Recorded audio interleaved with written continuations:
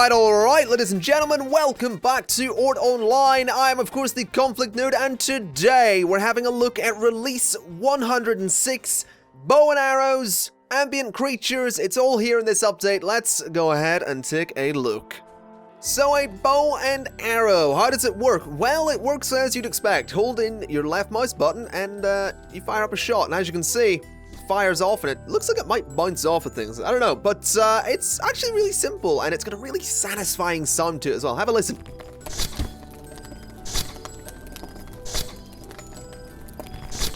So how do you craft it, you might be asking? Well, crafting a bow and arrow is actually kind of simple. What you're going to need is some sticks and some timber. You put that together and of course you can craft a bow. But of course you're going to need some arrows for that. How do arrows work? Well, for arrows you need sticks and you're going to need some stone, and you can make some arrows. So there you go. 1 stone and 4 sticks will give you 8 arrows. When you have arrows, the way you load the bow is to drop the arrows on top of it, and it adds to the number that you may already have there. If you don't have any, you can't fire the bow.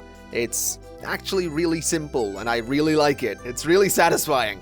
So I did mention there is a new creature. We're going to get to that in just a moment. One thing I do want to point out, you've already seen it. We've got new icons for the tools in the hotbar here. I really like these. I think they're just really pleasant to look at.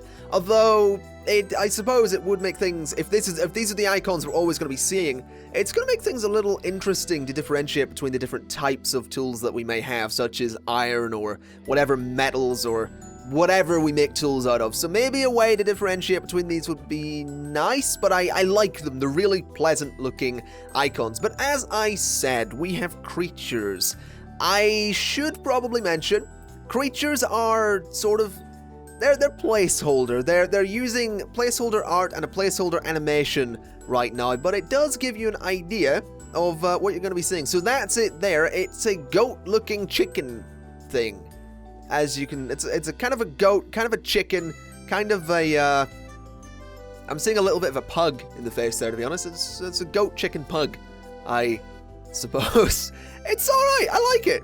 I like it. He's got a nice little waddle going along there. He does occasionally jump about and get really excited, and as you can tell already, they are somewhat passive. No, they're not passive, they're neutral.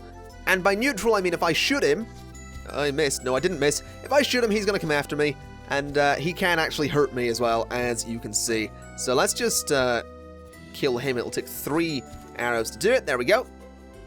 And there is his corpse on the ground. Can't do anything with it, but that's another goat-looking chicken pug dead, I suppose. So you might be asking yourself, how do I find myself a goat chicken pug? Well, they're sort of just wandering around in the wild. Like over here, I happened to stumble across this guy just having a little walkabout. So we'll just take him out and see what we can do.